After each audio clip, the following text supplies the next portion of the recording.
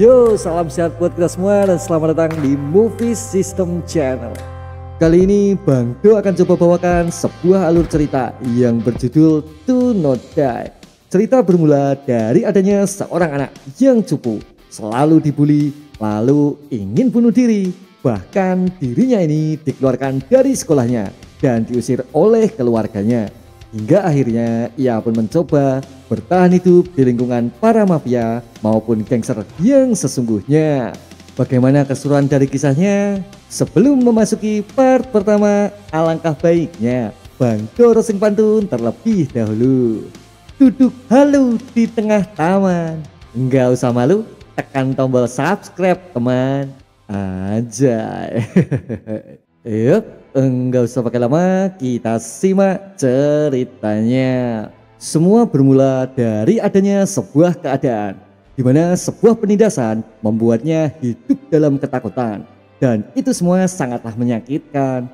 Namun dirinya ini masihlah terus berjuang, mencoba merubah hidup dan memperbaiki hal yang dirasa hancur di semua aspek dan keadaan.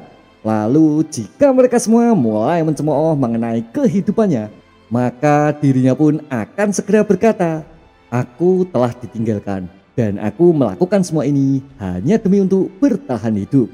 Berpindah waktu di mana ini adalah sebuah sekolah berjenjang SMA dan seorang pemuda sedanglah belajar mengikuti mata pelajarannya. Namun bukannya mencatat, ia malah memilih untuk menulis sebuah surat, yaitu sebuah surat wasiat, di mana itu semua mengenai kehidupan sekolahnya yang dirasa sangatlah mengerikan. Selamat ulang tahun ya dari kami, yang mana semua bulian ini adalah hadiah yang mereka berikan. Kemudian dilanjutkan mereka yang mulai menginjak roti yang dibawanya, berharap dirinya ini akan mau memakan sepotong roti untuk menyenangkan mereka semua. Dan ia pun teruslah menulis semua kesedihan itu maupun cerita itu di dalam surat wasiatnya. Karena hampir setiap hari semua perlakuan maupun hinaan itu teruslah diterimanya, dan tak seorang pun mau datang menolongnya. Bahkan itu semua seakan semakin membuat senang mereka, para pasukan pembuli dari kelasnya. Dan itu semua seakan membuatnya merasa malu di hadapan teman-temannya, di mana ia bernama Yim Dajun. Kemudian saat ini Dajun sedikit merasa senang karena akan berhenti menjadi seorang idiot dan mulai terbebas dari semua tanggungannya. Bagaimana ya rasanya mati? Ya entahlah, yang pasti dialah yang akan disalahkan. Di mana pemuda di kelasnya ini bernama Leo Doyun adalah seorang pembuli kejam di hidupnya, dan ia pun merasa senang membayangkan itu semua. Sebenarnya Dojun ini juga merasa penasaran terhadap reaksi seluruh keluarganya, yang mana kakaknya ini memiliki hobi belajar. Ya mungkin ia tak peduli ketika datang di pemakaman. Kemudian untuk Jeon, ia pun mungkin akan terus asik dengan handphone di tangannya. Dan ia pun juga tak begitu yakin dengan ekspresi seperti apa yang akan ditunjukkan oleh kedua orang tuanya. Lalu haruskah aku mengucapkan selamat tinggal terakhirku? Tanya Jeon dalam hati. Sebenarnya setiap hari mereka ini selalu makan bersama, namun sebuah komunikasi tak banyak diterimanya, seakan semua kehidupan ini berjalan masing-masing dalam keluarganya. Hingga suatu titik dirinya ini tak sengaja menonton acara berita di televisinya, yaitu berita pembunuhan, di mana adanya seorang pemuda SMA bernama Ma Kyung telah menyerahkan diri setelah membunuh 7 temannya secara brutal. Namun di tengah wawancaranya, ia tak sedikit pun menunjukkan penyesalannya. Untuk semua para monster seperti mereka, semua ini pantas diterimanya. Dan ia pun segera mengingatkan bila pembunuhan itu tak akan ada yang mempedulikannya, dan mereka sendirilah yang harus berjuang melawannya. Dengarlah kalian semua, jangan bunuh dirimu sendiri, bukan kamu yang seharusnya mati, ungkapnya sekali lagi dalam proses wawancaranya. Lalu dilanjutkannya yang masih saja mencoba berteriak, meninggalkan pesan supaya siapapun dapat melakukan apapun yang mereka butuhkan, supaya selalu mampu bertahan dalam hidupnya. Karena jika dirinya tak ingin mati, maka membunuh adalah satu-satunya sebuah pilihan. Ah, apa itu? Hanya karena hinaan saja dirinya ini terlalu banyak omong kosong, ungkap seorang ayah yang turut menyaksikannya. Namun semua itu justru seakan menyadarkannya, dan ia pun sedikit membayangkan duduk di depannya dengan sebuah aplaus mewakili rasa puasnya setelah membunuh mereka semua. Tak lama berselang, Dajun segera menuju kamarnya, mencoba berbaring dan tidur di kasurnya. Dan ia pun masih saja terbayang mengenai itu semua. Lalu, bisakah aku membunuh mereka semua? Ungkap Dajun dalam hati. Sembari dirinya ini terus membayangkan mengenai hasil akhir seperti apa yang akan diterimanya. Karena hanya sebuah kata-kata penyesalan yang malah timbul dari imajinasi liar yang dimilikinya. Namun bila mengingat ia tak juga membunuhnya, maka mungkin suatu hari dirinya lah yang akan mati di tangannya. Dan ia pun kini semakin merasa sedih karena hidup normal hanyalah sesuatu yang diinginkannya. Tak lama berselang, ia pun segera mencari sesuatu dari dalam toolboxnya. Dan ia pun berusaha melampiaskan amarahnya dengan menancapkan obeng yang digenggamnya ke atas bantal seakan Lee Do-hyun sedang berada di hadapannya. Kemudian waktu pun terus berlalu. Saat ini adalah hari selanjutnya, di mana Lee Do-hyun kembali datang dan membulinya karena pecundang adalah sebuah titel yang selalu dimilikinya. Hei, kau sekarang bawa sesuatu yang aku suruh kan? Tanya Lee Do-hyun kepadanya. Namun dirinya ini merasa gugup dengan sebuah keputusan yang segera diambilnya, yaitu akankah dirinya ini menusuk Do-hyun lalu menusuk semua teman yang dibawanya, atau ia ini hanya akan menusuk Do-hyun saja. Di tengah intensnya pemikiran yang menghantuinya, kini Lee Do-hyun mulai menatapnya, dan ia pun semakin tajam mengintimidasi Dajun sehingga mampu memberikan sebuah tekanan. Hingga berakhir sebuah pukulan segera didaratkannya tepat di muka Dajun yang hanya terdiam sedari tadi di hadapannya. Dan ia pun kini mulai menyadari bila itu semua tak akan mampu dilakukannya, terlebih bila harus membunuh mereka semua. Sebenarnya dirinya ini sangatlah membenci akan semua kejadian seperti ini, terhadap semua rasa takut yang juga dimilikinya. Namun semua itu berakhir dengan Lee Do-hyun berhasil mengajaknya di suatu lokasi sepi setelah dirinya pulang dari sekolahnya. Setelah sesaat lalu beberapa intimidasi dan sedikit kekerasan telah dilakukannya, dan dia pun kini mulai menyiapkan sesuatu dengan sebuah gelas maupun beberapa minuman yang telah dibawanya. Dan dia pun menyiapkan menu roasting lainnya berupa kaos kaki, pasir, dan snack ringan maupun campuran aneh lainnya. Hingga semua itu berakhir dengan Lee Do-hyun ini memberikan sedikit topping tambahan berupa ludah di atasnya ke dalam sebuah minuman yang sudahlah disiapkannya. Hei Dajun, kau itu sebaiknya bersiap menghabiskan gelas pertama, ungkap Do-hyun sembari memberikan gelasnya. Dan ia pun segera menolaknya, namun sebuah tamparan segera diberikannya. Sebenarnya saat ini Dajun benar-benar merasa bingung, karena bila ia menolaknya maka sebuah konsekuensi lain akan segera diterimanya.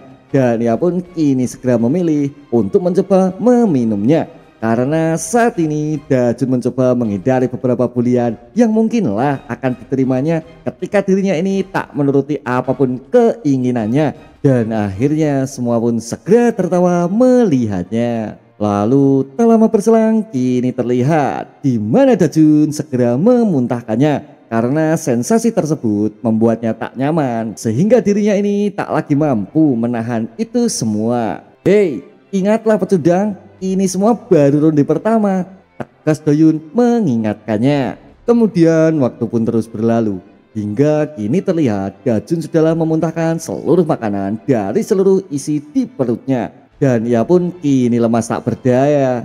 Tak lama berselang dilanjutkan Do-hyun yang segera memerintahkan kedua temannya untuk bergegas membelikan makanan untuk ronde selanjutnya. Sebenarnya saat ini Dajun sudahlah tak kuat, seakan semua hinaan ini coba memaksanya dan terus memaksanya untuk mengambil tindakan seperti pemikiran sehari sebelumnya yang telah dimilikinya. Terlebih sesaat setelahnya, kini Do-hyun mencoba meminumkan sebuah botol yang tersisa ke dalam mulutnya. Ya, seakan sebuah mainan di mana Do-hyun ini tak lagi menganggap orang di depannya sebagai manusia. Kemudian karena dirasa tak kuat, ia pun segera menolaknya. Dengan cukup keras dirinya menampar botolnya. Merasa ini sudah cukup muak terhadap apapun itu perlakuan yang sudahlah diterimanya. Dan ia pun segera berlari meninggalkan Do-hyun karena saat ini adalah waktu yang tepat untuk melakukannya. Terlebih mengingat teman-teman lain sedang keluar tak lagi bersamanya. Lalu ia pun teruslah berlari kencang berusaha menghindari kejaran Lee Do-hyun dari arah belakangnya. Namun sesaat kemudian dirinya ini segera tertangkap Do-hyun dan ia pun segera membantingnya karena Da-jun ini sudahlah merasa lemas setelah semua perlakuan mengerikan yang telah diterimanya. "Kenapa kau mau kabur, ha? Membuatku kesal saja," ungkap Lee Do-hyun sembari terus memukulinya. Menurut Da-jun, mungkinkah sebaiknya ia meminumnya saja karena dihajar seperti ini akan lebih terasa menyakitkan untuk dirinya. Lalu tak lama berselang Lee Do-hyun berhenti mengajarnya dan ia pun segera membangunkannya. Menurut Lee Do-hyun, karena semua perbuatannya ini, maka hari ini semua tak akan berhenti dengan mudahnya. Dan ia pun kini bergegas menyeretnya kembali ke lokasi sebelumnya. Dalam hati, Da-jun ini sebenarnya tak lagi bisa untuk menolaknya karena semua keputusannya akan terus semakin memposisikan dirinya ke dalam keadaan yang lebih buruk dari keadaan sebelumnya. Namun hingga suatu titik sebuah truk kini terlihat melintas di depannya. Dan ia pun sedikit mengamatinya karena dalam hatinya ia pun merasa teramat lelah menanggung ini semua. Sontak dengan pikiran pendeknya ia pun bergegas mendorongnya, mengarahkan Lee Do-hyun ini tepat menuju jalur mobil truk yang segera melintas di sebelahnya. Dan benar saja, di mana mobil truk tersebut tak lagi sempat mengeremnya. Dan Do-hyun pun segera berteriak kepada Im Da-jun mengenai sebuah perbuatan yang sedang dilakukannya, di mana insiden tersebut tak lagi mampu dihindarinya. Tak lama berselang kini tampak di mana mereka berdua telah kembali dari membeli snacknya. Namun mobil ambulan yang malah kini menyambutnya, yang mana seseorang sedanglah diangkat untuk dilarikan ke rumah sakit dengan secepatnya. Sontak mereka pun segera terkejut setelah melihat itu semua. Namun semua tak berhenti di situ, di mana kini tampak Da-jun segera berlari sekencangnya menjauh dari semua insiden yang baru saja diperbuatnya. Sebenarnya saat ini Da-jun telah sampai di rumahnya dan ia pun kini sedang merenung pastinya. Menurutnya mungkinkah Lee Do-hyun itu mati sebab ia mendorongnya karena sebuah pertahanan diri demi sebuah kelangsungan hidup yang dimilikinya. Sebenarnya bila dia mati lagi, Da-jun ini bisa saja mati bila siksaan tersebut tak juga dihentikannya. Namun terlepas itu semua, kenyataan sebenarnya balas dendam adalah penyebab utamanya. Berpindah sisi di mana ini adalah hari selanjutnya, hari di mana Da-jun tetap pergi ke sekolahnya. Dan ia pun cukuplah merasa penasaran dengan keadaan Do-hyun setelah adanya insiden tadi malam. Sebenarnya dirinya ini lebih menyukai kelas tanpa dirinya. Namun bagaimana bila dirinya tetap sehat dan baik-baik saja? Tanya Da-jun dalam hati. Sembari dirinya ini masihlah merasa takut untuk melihat isi di dalam kelasnya. Karena bisa saja saat ini polisi sedang menjebaknya karena telah mengetahui insiden yang sesungguhnya. Namun tak lama berselang kini terlihat kelas masihlah seperti biasanya. Dan dia pun segera duduk di bangkunya. Akhirnya kelas pun segera dimulai dan guru pun segera memberikan pengumumannya. Tenanglah semuanya, ada pengumuman penting. Kemarin malam teman kalian Lee Do-hyun mengalami kecelakaan. Dia tertabrak truk dan sekarang sedang dalam keadaan koma. Terlebih dia ini terluka cukuplah parah. Lalu terkait hasil penyidikan polisi bahwa semua kemungkinan ini terjadi karena menyeberang jalan dengan sembarangan. Dan itulah semua pengumuman dadakan yang telah Pak Guru sampaikan.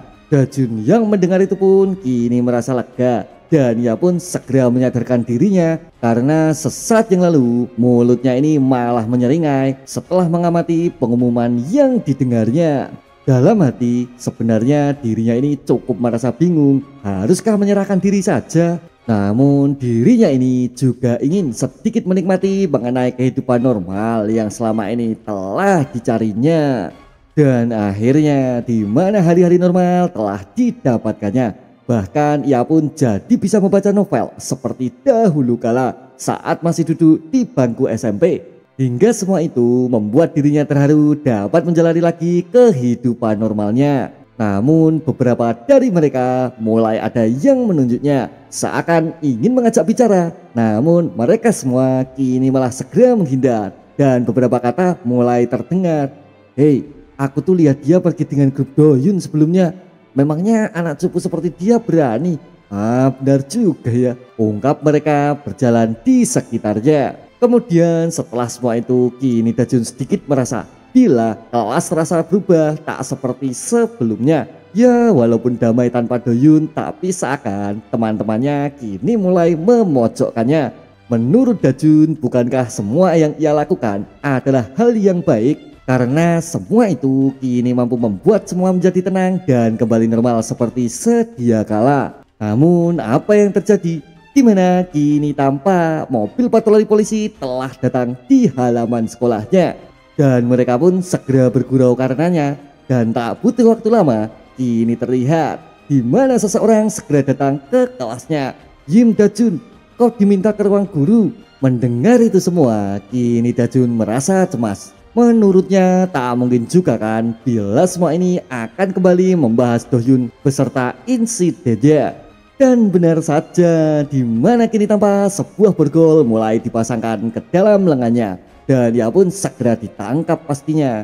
Karena menurut para polisi, dirinya kini tengah didakwa dengan tuduhan pembunuhan berencana setelah penyidikan insiden sebelumnya. Dan ketika Pak Guru tak mempercayainya, para polisi ini segera memberikan sebuah rekaman bukti CCTV yang telah disiapkannya. Sehingga itu semua menjadi bukti nyata bila tuduhan tersebut haruslah segera ditindaklanjuti sesuai pasal yang menjeratnya. Dan akhirnya cerita pun berakhir. Anjay. Dalam hati sebenarnya Dajun ini tengah menangis. Mengapa hanya kehidupan normal dan pergi ke sekolah seperti yang diberikannya tak juga didapatkannya. Terlebih saat ini orang-orang terus-menerus mulai datang dan mengoloknya, mengingatkan seluruh perbuatan buruk yang telah dilakukannya. Tanpa sedikit pun mereka semua mengetahui hal yang sebenarnya. Dan akhirnya hakim pun segera memberikan keputusannya bila Dajun ini akan diberikan 2 tahun masa percobaan setelah penimbangan dari keduanya, baik korban maupun tersangka. Karena di balik ringannya hukuman, para polisi jugalah menemukan sebuah surat wasiat yang sebelumnya pernah dibuatnya. Dajun, semua permasalahan ini sudah kutangani. Sisa terakhir di komite sekolah. Sebaiknya kau datang sendiri saja.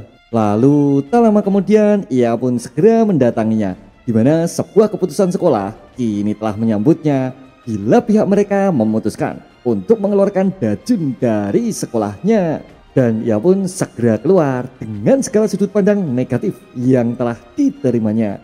Dalam hati Dajun ini merasa bila saat ini dirinya telah mulai kehilangan semuanya, apapun itu yang terkait dalam hidupnya. Sehingga kini ia pun cukup yakin tak akan pernah bertemu lagi dengan mereka dan akan mulai hidup baru secara normal di rumah saja. Namun apa yang terjadi? Sesampainya ia di rumah, kini ia segera disambut oleh ayahnya. Di mana sebuah sambutan yang tak biasa ia dapatkan setelah dirinya pulang dari sekolahnya, yaitu sebuah keputusan mengenai dirinya untuk tak lagi datang kembali ke rumahnya. Sontak ia pun segera menangis setelah mendengarnya. Dan kini terlihat di mana seluruh anggota keluarga sebenarnya telah merundingkannya. Namun dengan berat hati mereka memutuskan bila pergi dari rumah adalah yang terbaik bagi mereka semua. Kemudian saat ini hujan pun terus menemaninya. Dan ia pun tak tahu lagi kemana arah hidup ini ataupun tujuannya. Dalam hati dirinya berkata bila hidup normal adalah satu-satunya keinginan yang dimilikinya. Namun mengapa semua ini berakhir tanpa adanya kehidupan layak baik di sekolah ataupun di rumahnya. Hingga akhirnya ia pun terus berjalan tanpa pernah tahu tujuannya. Lalu tak jauh dari situ kini beberapa orang mulai menunggu dan menghadangnya. Seakan sebuah balas dendam segera didapatkannya atas semua perbuatan malam itu yang telah dilakukannya. Dan ia pun segera diseret menuju sebuah konstruksi kosong di mana tempat tersebut adalah tempat terbaik dalam mengeksekusinya. Dan benar saja, di mana dirinya dihajar habis-habisan oleh mereka semua. Di mana rasa dendam terhadap Lee Do-yoon yang sedang sekarat dan dalam keadaan koma kini membuat mereka menjadi membabi buta. Hingga ia pun kini mulai berpikir bila keputusan sebelumnya memanglah tak seharusnya dilakukannya. Dan semua itu kini malah melahirkan Lee Do-yoon yang lain yang tetap saja masih membulinya. Hoi, aku akan menerima maafmu menggantikan Do-yoon yang malang. Segera menggonggonglah. Mendengar itu semua, kini Do-yoon mulai memikirkannya.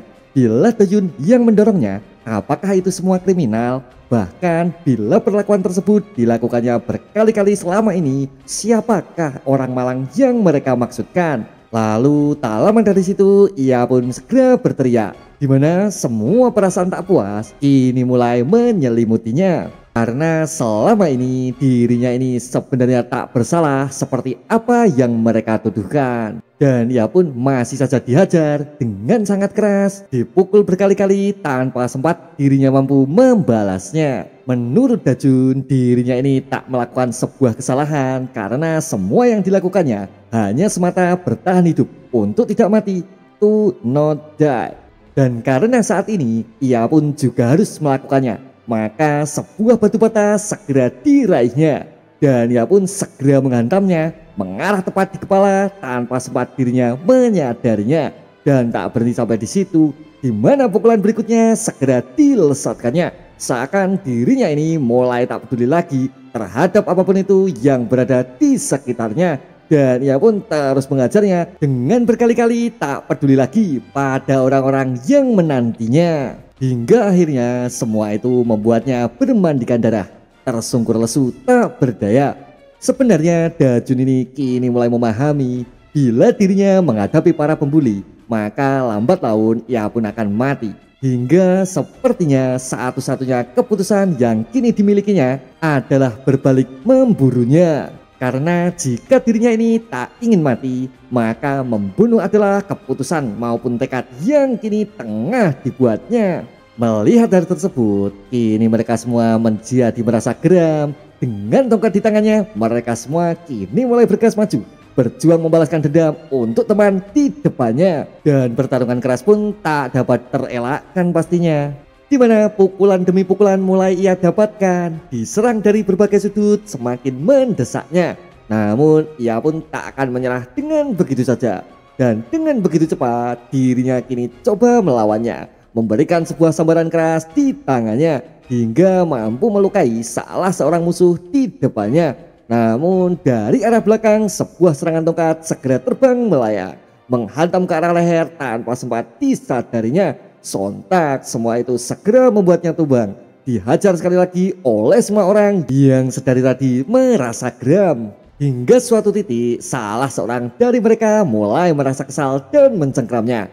Diarahkannya sebuah tongkat menuju sebelah matanya. Namun beruntunglah karena di saat-saat akhir tiba-tiba saja salah seorang pemuda muncul dari arah belakangnya, menanyakan mereka semua mengenai sebuah kegiatan apa yang sedang dilakukannya. Sehingga itu semua sontak menghentikannya, yang mana dirinya ini memperingatkan sembari menggenggam mie ramen. Dan ia pun berharap mereka semua segera pergi dari tempat tinggalnya, yang mana semua itu ia lakukan karena dirinya ini cukup merasa terganggu dari keributan yang tengah ditimbulkannya. Oi, di sini tuh rumahku. Ah, itu bantalku. Kenapa malah berlumuran darah?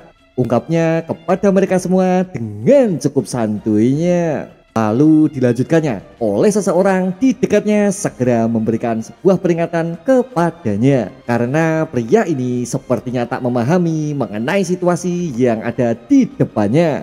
Dan ia pun segera menurutinya, meninggalkan tempat tersebut dengan begitu santuinya. Namun sesaat orang tersebut memalingkan wajahnya, tiba-tiba saja sebuah mie ramen segera menerjangnya. mengenai tepat di arah muka dan ia pun segera menendangnya. Yang mana semua itu adalah serangan kejutan yang sesaat lalu tiba-tiba saja ia lesatkan. Memahami hal tersebut, kini mereka pun segera bergegas bersiap melawannya.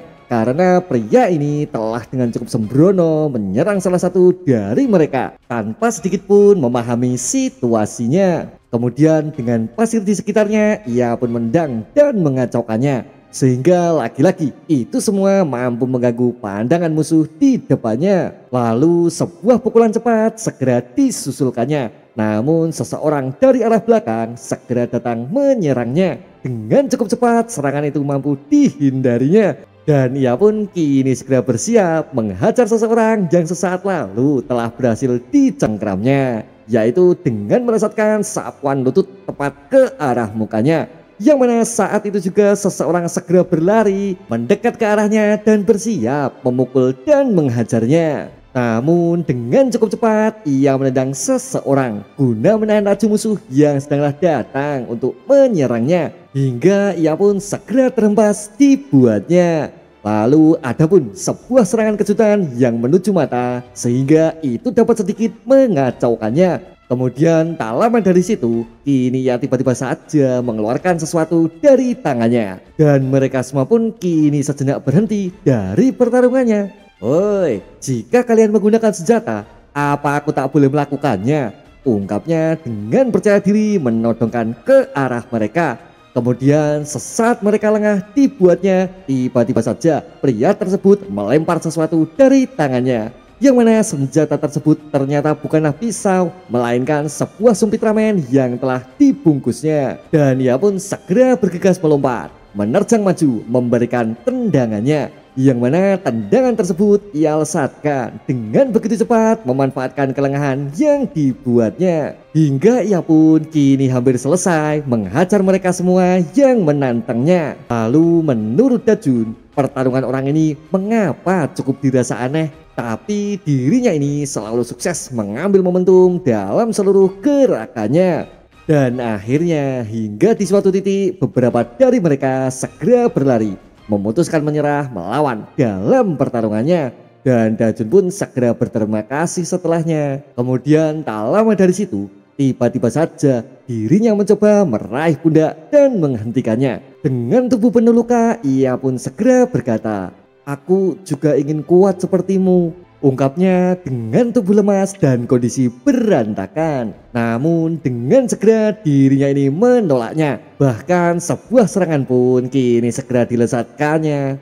"Tapi kumohon, tolong berhentilah, akan kubelikan ramen untukmu," ungkap Dajun mencoba menenangkannya. Dan akhirnya mereka pun memutuskan dengan Dajun menceritakan seluruh perjalanan hidupnya. Dan dia pun memberikan sebuah apresiasi untuk semua perjuangan yang telah dilakukannya. Terlebih saat Dajun ini membuat Doyun menjadi koma karena insiden truk yang menabraknya. Menurut Dajun, orang ini terlihat menyeramkan namun cukup periang setelah ia pun mengenalnya. Dan dilanjutkan Dajun dengan memohon untuk orang tersebut mau mengajarinya cara berkelahi seperti yang telah ditunjukkannya.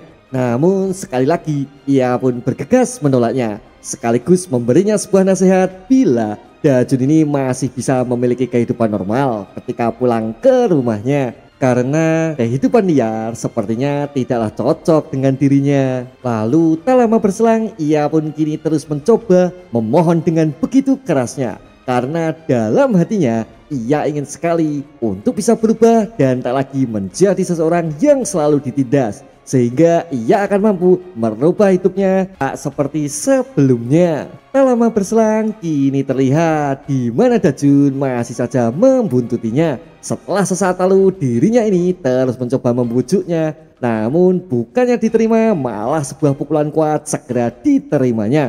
Dan ia pun masih tak menyerah juga. Menurut Dajun kini ia akan mencoba untuk terus mengamatinya, meniru apapun yang akan dilakukannya sehingga akan mampu membantunya menjadi lebih kuat, berubah tak seperti dirinya yang sebelumnya. Mengenakan baju bekas, mengambil ikan tuna milik kucing di tengah taman untuk makan siangnya. Namun Dajun ini malah ketahuan sehingga harus berlari membawanya. Kemudian tidur siang di tempat bermain anak-anak. Namun Dajun ini masih saja terus mengikutinya, mencontoh semua pergerakan orang hebat yang sedang dikaguminya. Menurut Dajun, hidup orang ini seperti hewan liar. Jika selama ini ia terus mengamatinya, namun mengapa itu semua membuatnya terlalu mahir dalam berkelahi dan mengalahkan semua musuh di depannya. Akhirnya hingga suatu titik ia pun segera memanggilnya. "Sampai kapan kau mau mengikutiku?" ungkap pria tersebut menanyakan kepada Dajun mengenai perbuatan yang terus-menerus ia lakukan dengan membuntutinya. Dan Dajun pun segera menjelaskan bila balas dendam adalah tujuannya. Kemudian ia pun segera menanggapinya dengan bersedia mengajarkannya cara berkelahi yang baik sesuai dengan keinginannya. Dan ia pun segera mengajaknya ke suatu tempat terdekat untuk segera mengetesnya. "Sekarang kau bisa kan menghabisinya?" tanya pria tersebut menunjuk seseorang, yaitu Pak Jong Hyun, seseorang yang bertarung dengan dirinya di dalam konstruksi sebelumnya. Dan ia pun juga mengingatkan supaya Dajun ini mampu menakuti dirinya, bertingkah seperti kelinci dan menghabisinya seperti seekor singa. Tak lama berselang, kini ia pun bersiap merunduk dari arah belakang, berharap serangan kejutan darinya dapat mengajar dan mengalahkannya. Sebenarnya selama ini dirinya selalu ditindas, bahkan seringkali dirinya ini masuk ke dalam jebakannya. Dan ia bernama Pak Jong Hyun, mantan atlet baseball, dikeluarkan dari tim karena menyerang kru dalam pertandingannya. Dan ia pun termasuk daftar pembuli seperti Lee Do Yoon sebelumnya. Saat ini akhirnya Dajun pun segera bersiap menyerangnya, sembari mengingat semua penindasan yang pernah ia terima. Lalu kini dengan rasa percaya diri tak seperti sebelumnya, Dajun mencoba untuk menyerangnya. Dan benar saja, di mana kini terlihat sebuah tendangan keras telah berhasil dilesatkannya mengenai bagian belakang tanpa sempat disadarinya. Sontak ia pun terhuyung karenanya. Dan Dajun pun segera mendarat dengan begitu sempurna. Menurut Dajun, pukulan pertama adalah sebuah penentuannya. Dan ini semua cukuplah mudah pastinya. Namun tak butuh waktu lama, kini Pak Jong segera melawannya. Sebuah pukulan keras segera diberikannya ke arah muka Dajun tanpa sempat disadarinya. Lalu tak berhenti sampai di situ, di mana pukulan lainnya segera ia berikan juga, sembari dirinya mencengkram bagian baju di lehernya. Dan akhirnya sebuah tendangan keras mengakhiri seluruh rentetan serangannya. Menurut Pak Jeong, waktu dulu ia sedikit khawatir mengenai serangan yang diberikannya, karena selama ini ia pun selalu menahan diri untuk menyerangnya. Namun semua akan berbeda untuk kali ini. Dan ia pun akan bersungguh-sungguh pastinya. Namun belum sempat selesai menceritakan keinginannya, kini Dajun segera melemparnya dengan sebuah kresek berisi sampah mengenai tepat di bagian mukanya, sehingga itu semua menghalangi pandangan Pak Jeong ketika melawannya. Di tengah sibuknya Pak Jeong membersihkan mukanya, kini tampak Dajun sudahlah menyerang menggunakan tackle dan berusaha untuk membantingnya. Namun kekuatan tersebut tak juga dimilikinya. Sontak sebuah tamparan keras segera diterimanya, membuatnya kembali terpojok dan tak mampu lagi bergerak, sehingga dirinya pun harus mencoba pasrah karenanya. Namun kini terlihat dengan menggunakan dua jari ia pun mencoba menyerang ke arah matanya, berharap serangan tersebut dapat sekali lagi mengganggu pandangannya. Sontak itu semua membuat pria tersebut sedikit tak percaya, karena pertarungan Dajun seakan meniru semua gerakan yang pernah dilakukannya. Menurutnya mengikuti semua gerakannya memanglah cukup bagus, tapi cara Dajun mengikutinya masihlah terlihat pemula. Kemudian di tengah kuatnya cengkeraman Pak Jeong, kini segera sebuah tamparan kuat kembali dilesatkannya tepat mengarah muka Dajun yang tak sempat mengantisipasinya. Lalu menurut Dajun, semua berandal ini telah membuatnya cukup merasa menderita, hingga ia pun kehilangan seluruh kehidupan yang dimilikinya. Kemudian bila mengingat soal pertarungan kali ini, Dajun merasa ragu untuk melakukannya. Namun ini semua adalah sebuah ujian perkelahian jalanan yang haruslah diselesaikannya. Dan tak lupa ia pun sedikit mengingatkan, ya bagaimanapun caranya itu nggak penting. Ingatlah kau itu harus menang. Terlebih untuk mereka semua yang telah menghancurkan seluruh kehidupanmu. Namun kini terlihat di mana pertarungan tersebut tiba-tiba saja berhenti sejenak. Dan pria itu pun kembali melihatnya.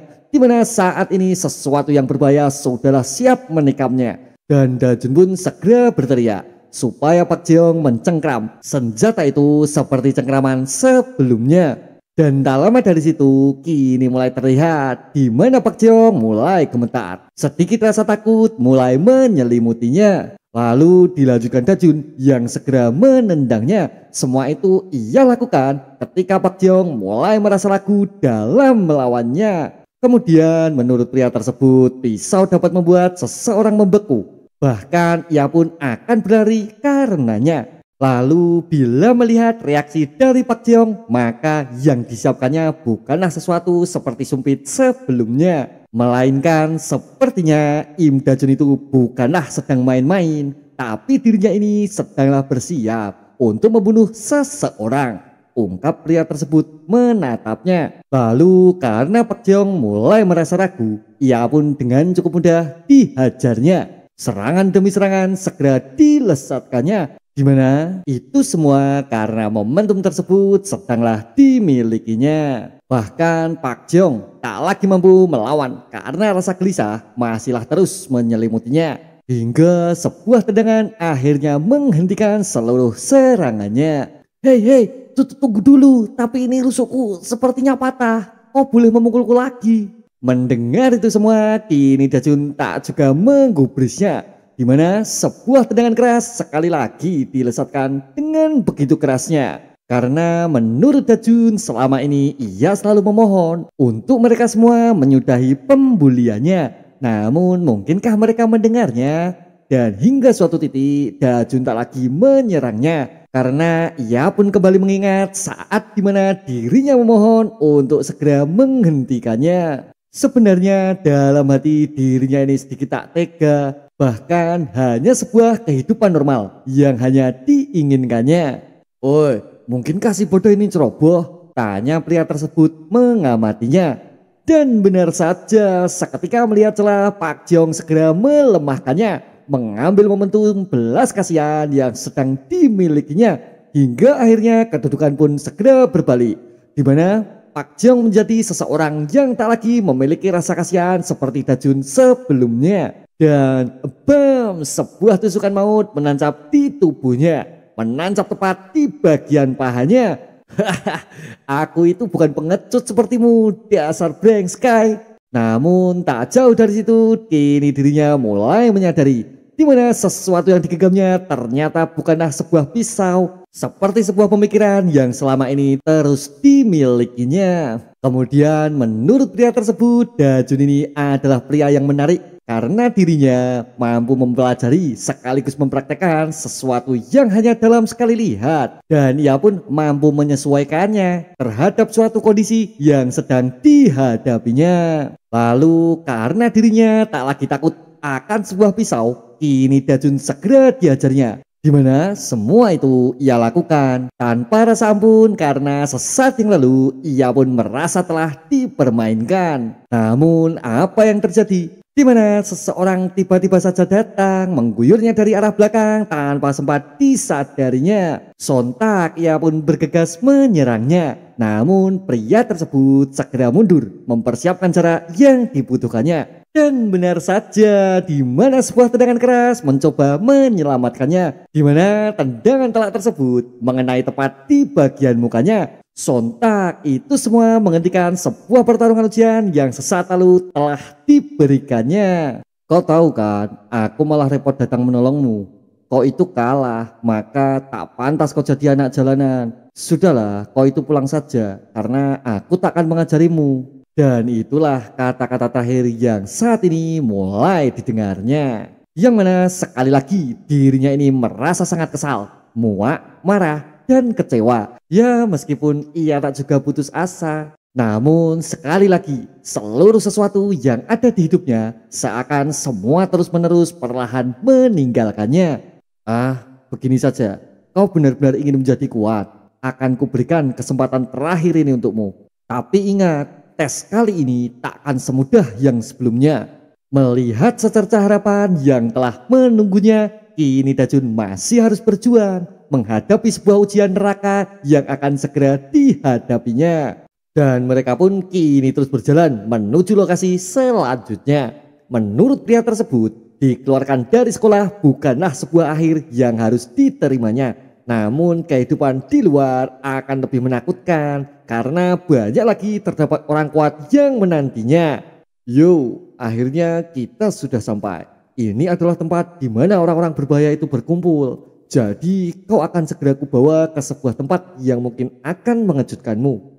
Tak lama berselang, kini Dajun segera ditendangnya ke dalam sebuah ruang yang cukuplah gelap. Sembari sebuah pesan kini didengarnya. Jika memang kau mampu, cobalah untuk bertahan hidup di sini. Ungkapnya sembari menyeringai karena tak jauh dari situ kini mulai terlihat beberapa orang telah berdiri menanti di depannya. Seakan mereka semua sudahlah bersiap menghajar siapapun yang datang mengganggunya. Tak lama berselang, waktu pun terus berlalu dan kini terdengar seseorang mulai berkata, "Wah, begitu ya ceritanya. Jadi kau di sini untuk belajar berkelahi? Cih, Cohangil, mengapa dia begitu seenaknya? Dasar badat jadi ngadan." Dan disinilah Dajun mulai memahami bila seseorang yang membawanya bernama Cohangil. Lalu karena dirasa tak memiliki keahlian apapun setelah panjang lebar bercerita, terlebih Cohangil telah membawanya secara pribadi, maka tidur di ruang cuci adalah sebuah keputusan yang telah mereka berikan. Dan ia pun kini harus mulai mengerjakan beberapa pekerjaan rumah jika dirinya ini mau tinggal bersama mereka. Karena tanpa adanya sebuah mutualisme, seseorang akan segera ditendang dari rumahnya. Lalu hingga suatu titik ia merasa bila hidup di rumah ini sepertinya lebih baik daripada harus menghadapi kehidupan sekolah ataupun berakhir di jalanan tanpa siapapun yang diajak bicara. Ya, walaupun kini ia harus mencuci juga, di balik seluruh canda tawa orang-orang yang berada di sebelahnya. Kemudian setelah tinggal beberapa hari di rumah tersebut, Dajun mulai memahami bila banyak orang brutal yang tinggal ataupun berkumpul di sekitarnya. Hingga suatu hari seseorang mulai mencari gara-gara dengan dirinya. "Hei, kau baru saja mencuri pandang dengan pacarku kan? Cepat membungkuk," ungkapnya memancing emosi dan sedikit memprovokasinya. Menurut Dajun, mungkinkah ini yang dimaksud Hangil? Bertahan di lingkungan yang keras dan harus dilaluinya. Kemudian bila mengingat saat ini daripada menyerah, ia memilih untuk dapat melawannya. Namun seseorang tiba-tiba saja menyuruhnya segera berhenti dalam pertarungannya. Yang mana orang tersebut adalah Cha Dae-hyuk. Kemudian karena merasa tidak terima dengan perlakuannya, kini orang tersebut segera menyerangnya dengan sebuah cutter yang berada di genggamannya. Namun dengan begitu cepat, tangan tersebut segera digenggamnya. Dan ia pun segera membantingnya, menghujamkan tubuh tersebut ke arah tanah dengan begitu kerasnya.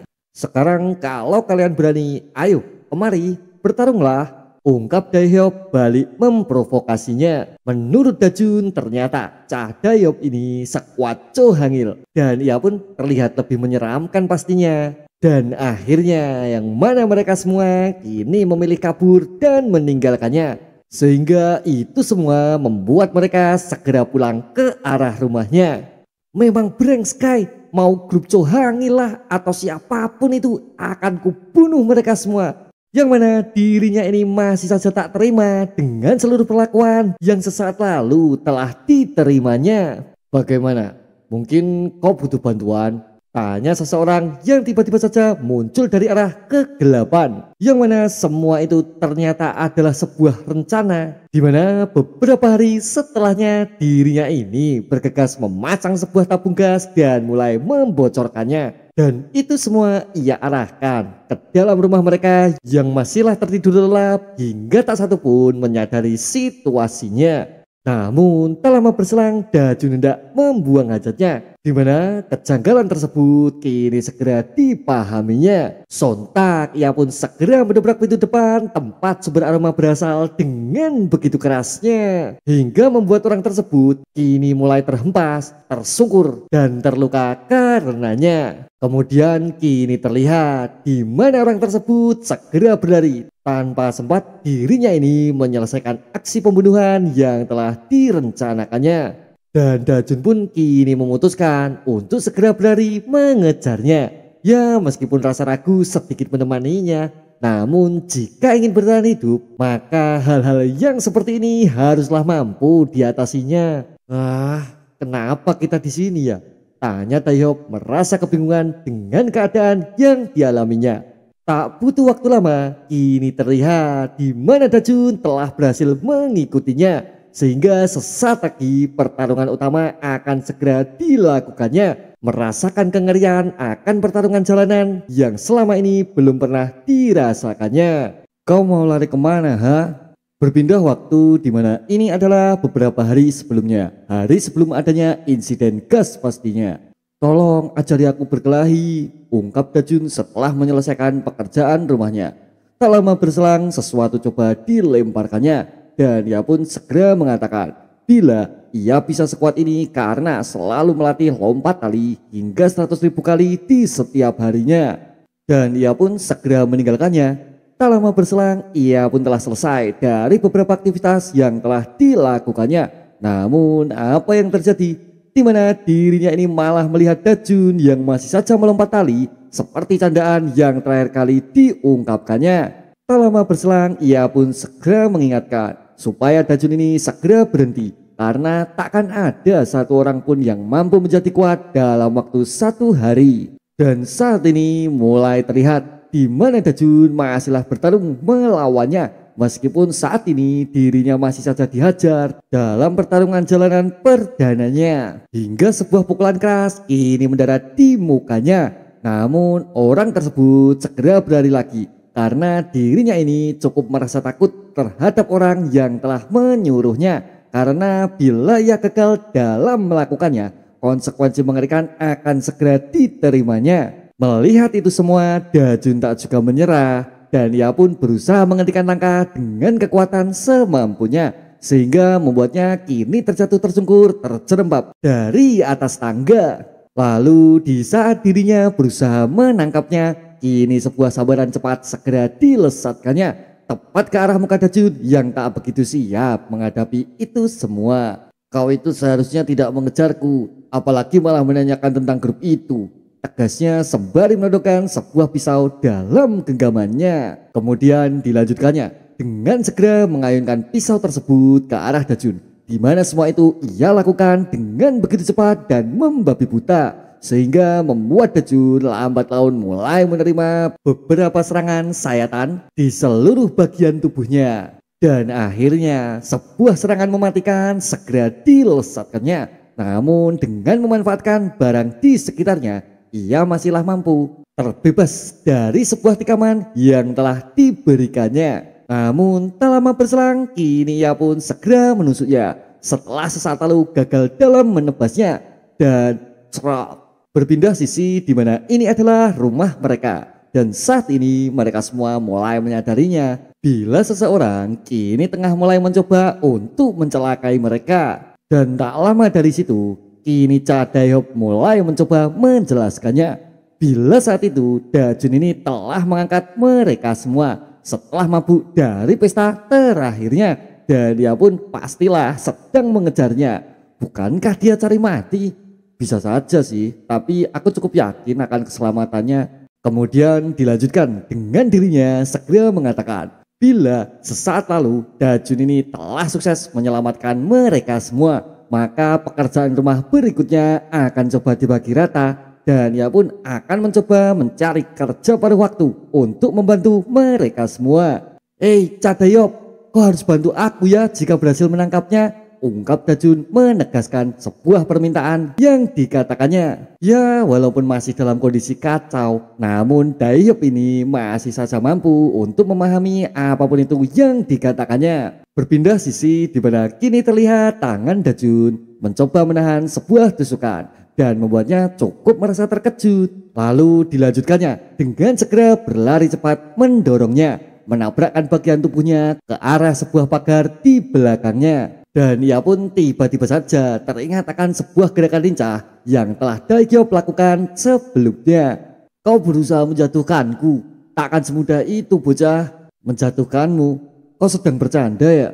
Ungkap Dajun menatap tajam dengan menampakkan seluruh raut muka seringainya. Dan benar saja, bukannya memilih mendorong ataupun membantingnya, kini ia memutuskan untuk mencoba terjun bersamanya. Karena bertahan hidup adalah satu-satunya moto yang saat ini tengah dimilikinya.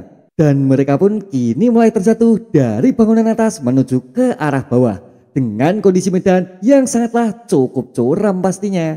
Sehingga semua itu membuat keduanya harus mampu bertahan dari beberapa benturan keras yang pastilah mampu membunuh siapapun itu bila dirinya salah dalam melakukan pendaratannya. Namun apa yang terjadi? Di tengah kekalutan tersebut, salah satu dari mereka kini berhasil meraih pisaunya. Dan tak lama berselang, mereka pun kini mulai mendarat terjatuh bersama, terhempas dengan begitu kerasnya. Lalu tak berhenti sampai di situ, di mana kini terlihat seseorang tampak tengah berdiri mengambil batu dan ia pun segera menghantamnya. Namun Dajun yang memahami musuh sudah tak berdaya sejenak menghentikan gerakannya. Dan ia pun kini segera berteriak setelah memenangkan pertarungan keras perdananya. Namun apa yang terjadi? Di mana kini ia merasa kebingungan dengan beberapa cairan yang telah keluar dari tangannya. Dan benar saja, ternyata sebuah pisau sesaat sebelumnya telah berhasil ditancapkannya mengenai bagian perut Dajun sebelum terjatuh bersama-sama. Dan ia pun kini merasa pusing, turut terkapar di sebelahnya setelah mengalami banyak pendarahan dari perutnya. Ya, mungkinkah aku mampu membalas dendam dengan benar? Tanya Dajun dalam hati. Berpindah sisi di mana ini adalah hari selanjutnya. Hari di mana Dajun merasa bingung dengan keadaan di sekitarnya, di mana semua orang tengah berdiri di sebelahnya dan merasa cukup senang akan sebuah keselamatannya. Menurut Daehyop, Daejun ditemukan dalam posisi sendirian. Namun sebuah kemenangan sudahlah ia dapatkan, sehingga mereka semua kini bersedia mendengar permintaannya. Wah, kau ini masih hidup juga ya, ungkap Cho Hangil menjenguknya. Menurut Hangil, setelah semua selesai dalam proses penyembuhannya, maka proses latihan akan segera diterimanya. Terlebih karena ujian akhir telah berhasil diselesaikannya. Lalu tak lama berselang sebuah pesta penyambutan segera digelarnya. Ya meskipun tuna kaleng masihlah menjadi menu utamanya. Daehyop, ide tuna kaleng kan berasal darimu. Kau itu diam saja, bukankah kalian semua juga menyetujuinya? Ungkap mereka sedikit mengingatnya. Dajun, kau sabar ya, kami semua juga orang-orang yang kabur dari rumah, tapi kita juga kesulitan bila harus menanggungmu. Sebab menurut mereka semua itu terjadi karena sebuah cerita menyedihkan yang jugalah dialaminya, sehingga mereka terpaksa hidup di jalanan yang sebenarnya tak juga mereka inginkan. Kau juga tak ada tempat tinggal kan? Daripada kau tinggal di luar, tinggal di sini tak menjadi masalah kok. Dan akhirnya di malam itu mereka semua tertawa bersama akan sebuah kehidupan yang baru akan segera datang menyambutnya. Ya meskipun ikan tuna makanan kucing adalah menu favoritnya sebelum dirinya bekerja mencari uang untuk kehidupan selanjutnya. Ya kapan ya terakhir kali aku tertawa seperti ini? Tanya Dajun dalam hati. Lalu keesokan harinya di mana Dajun tak lagi tidur di sebuah ruang cuci, melainkan tidur bersama mereka, terhimpit dan berisik mendengar semua dengkurannya. Dan inilah tatanan umur di rumahnya, yang mana Cho Hangil adalah seseorang yang paling tua dan ia pun mendapat tugas seorang pemimpin supaya keluarga mampu tertata dan berbagi tugas untuk mereka. Yang mana Cha Daehyop bekerja paruh waktu di bengkel, Hong Ga-yong bekerja sebagai kasir, Kim Tae bekerja sebagai bartender, adapun Ha Sung Bin bekerja di bagian seni gambar. Lalu Cho Hangil dan dirinya masihlah menganggur sama sekali tak bekerja.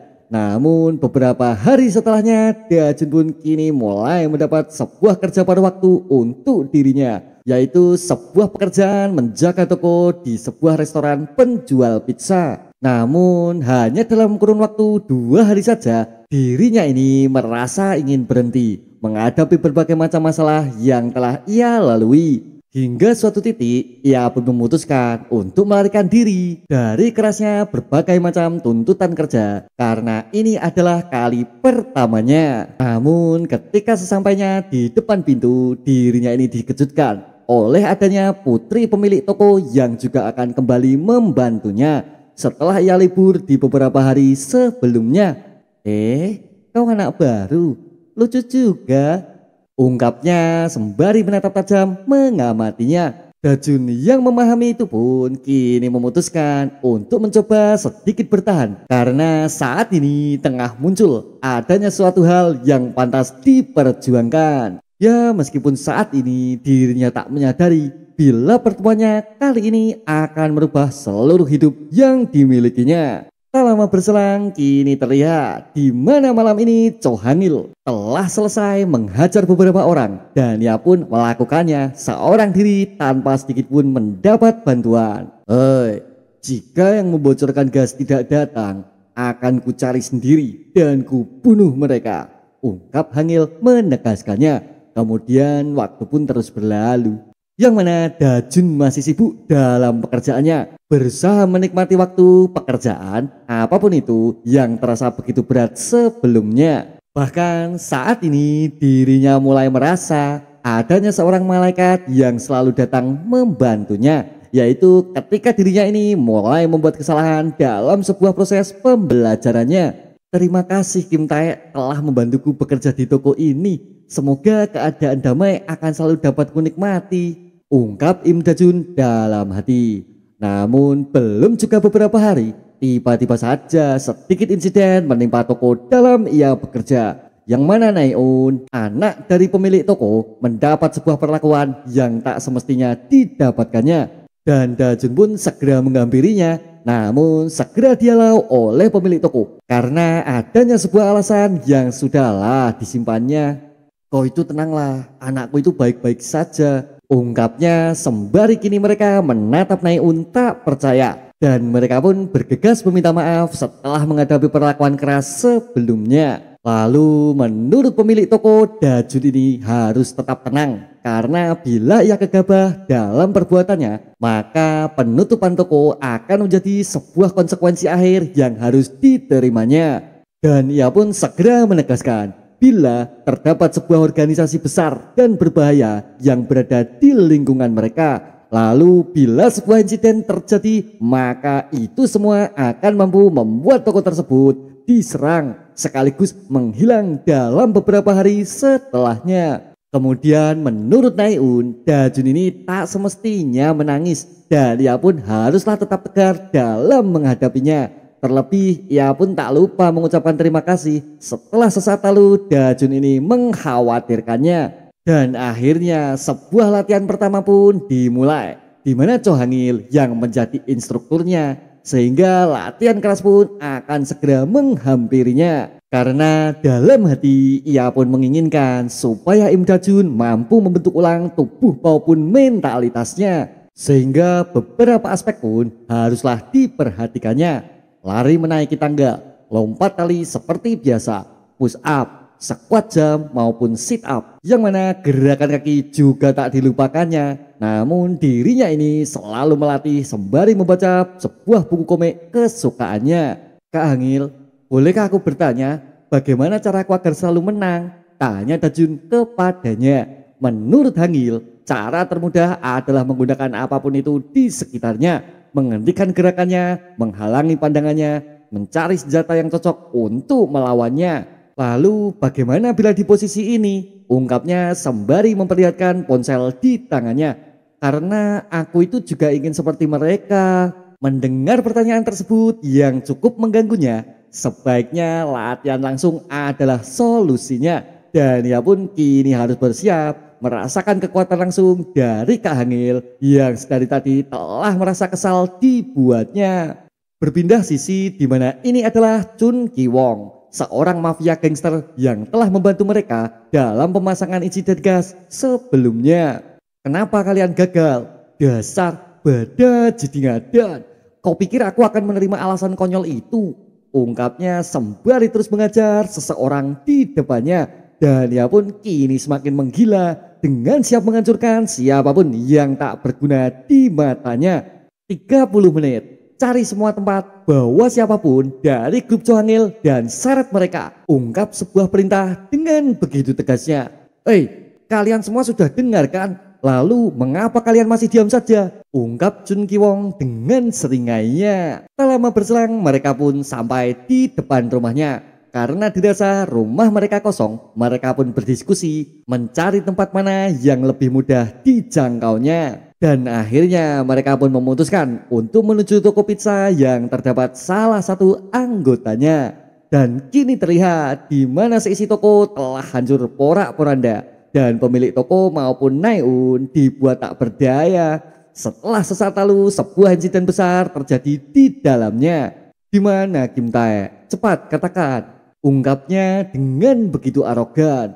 Dajun yang mengamati itu pun kini menjadi semakin geram. Meski sesaat lalu Nona Naeun sudah memperingatkan supaya dirinya ini segera bergegas pergi meninggalkannya. Tak butuh waktu lama, sebuah botol saus segera terbang menerjangnya. Namun orang tersebut mampu menghindarinya karena sesaat lalu Dajun mulai memasuki toko dengan rasa amarah yang tak lagi mampu dibendungnya.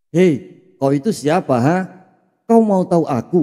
Aku pelanggan di sini, ungkap Dajun dengan begitu emosinya. Di mana orang yang ada di depannya adalah Kim Tae-yang, umur 17, tinggi 181, memiliki berat tubuh 110 kg. Yang mana dirinya ini selalu menggunakan bakat alaminya hanya untuk sebuah kekerasan. Hentikan saja, kau itu akan mati jika melawanku. Karena aku tak pernah kalah di sekolahku. Ungkapnya mengamati umur Dajun di depannya. Babi sialan, ayo maju, ungkap Dajun memprovokasinya. Sontak ia pun segera melompat menghadapinya. Dan Dajun pun segera menendang sebuah kursi yang berada di depannya. Hingga saat ini membuat Taeyang kehilangan keseimbangan setelah mencoba menerjangnya. Tak lama berselang kini Dajun mulai teringat akan sebuah latihan yang telah didapatkannya. Di mana menjaga jarak ketika ia sedang memukul adalah sebuah kunci utamanya, yaitu langkah, lutut, pinggul maupun bahu harus selaras dengan gerakannya. Sehingga itu semua mampu menghasilkan pukulan kuat setelahnya. Namun semua itu harus didukung oleh kepemilikan fisik yang terlatih pula. Dan saat ini Dajun mulai menggunakan sebuah tinju yang dipelajarinya. Yang mana sebuah pukulan cepat maupun akurat telah berhasil dilesatkannya, yaitu sebuah gerakan strike. Setelah beberapa jab telah ia lemparkan sesaat sebelumnya. Namun kini Dajun merasa terkejut dibuatnya, yang mana semua serangan itu tak berarti lagi untuk dirinya. Karena saat ini adu kekuatan fisik adalah kunci utamanya melawan berandalan berotot yang tengah berada di depannya. Lalu ia pun mulai menyerangnya. Dan Dajun pun coba menghindar menggunakan step kaki yang selalu dipelajarinya. Dan di saat itu juga ia pun terus mencoba melesatkan beberapa gerakan jab maupun strike ke arahnya. Yang mana semua serangan itu sepertinya tak menghasilkan perubahan juga. Di mana musuh besar yang berada di depannya ini seakan tak merasakan apa-apa. Hingga suatu titik dirinya segera dicengkramnya. Lalu beberapa kekuatan pukulan dahsyat segera mendarat di mukanya. Hingga dirinya pun kini mulai tak lagi mampu mengimbangi musuh yang memiliki badan besar dan selalu mampu menahan seluruh serangannya. Ya, meskipun Naeun mencoba membantu, ia pun segera terhempas dibuatnya. Karena serangan darinya sama sekali tak terasa menghadapi pria berbadan besar di depannya. Namun tak lama berselang, kini Dajun mencoba memanfaatkan lemahnya cengkraman yang sesaat lalu gerakan Naeun telah berhasil mengganggunya. Dengan dirinya meludah tepat di matanya. Menyadari musuh yang kini melepasnya, Dajun segera maju menghajarnya. Namun karena kekuatan fisik yang dimilikinya masihlah lemah, lagi-lagi semua itu tak terasa di hadapannya. Dan akhirnya Dajun mencoba meraih sebuah botol. Hingga akhirnya ia pun segera melesatkan sebuah strike tepat di arah mukanya. Sontak ia pun terus mengajarnya karena serangan tersebut kini mulai berefek hingga berakhir dengan sebuah pukulan keras menggunakan kekuatan penuh beserta sebuah botol di tangannya. Lalu melihatnya mulai kehilangan keseimbangan, kini Dajun tak seperti sebelumnya membiarkan kelengahan merugikan posisinya, maka dilanjutkannya dengan semakin kuat menghajar muka Taeyang tepat menggunakan sebuah botol yang masihlah terus digenggamnya hingga membuat dirinya terbaring menggelepar tak berdaya. Aku pasti akan mencincang siapapun yang telah mengganggu keluargaku, ungkapnya dengan penuh amarah meski kemenangan sekali lagi mampu diraihnya. Lalu tak lama berselang kini masih saja muncul dua orang lain yang berniat menghancurkannya. Ya meski mereka cukup terkejut mengamati situasi yang dilihatnya. Lalu menurut Dajun, bila mereka menginginkan ronde selanjutnya, dirinya ini masihlah siap untuk menghadapi dua beranda lain yang kini tengah muncul di hadapannya. Namun tak lama berselang kini seseorang tiba-tiba saja datang menghajar mereka berdua hanya dalam waktu sekejap saja. Dan orang tersebut adalah Kim Tae. Bagaimana kau bisa ada di sini? Tanya Dajun merasa penasaran. Meski ia pun cukup merasa lega melihat seseorang teman yang kini tengah datang membantunya. Oi, kalian semua ini sebenarnya sedang apa? Jika memang begitu maumu, siapa sebenarnya yang mau mati duluan? Ungkap Kim Tae sembari menggulung baju di lengannya. Yang mana semua itu adalah sebuah pertanda bila beberapa ronde pun dirinya ini sudahlah siap meladeninya. Dan iya, sampai di sini dulu guys alur cerita Do Not Die di part pertama. Bila kalian tertarik bisa simak cerita selanjutnya. Dan ciao.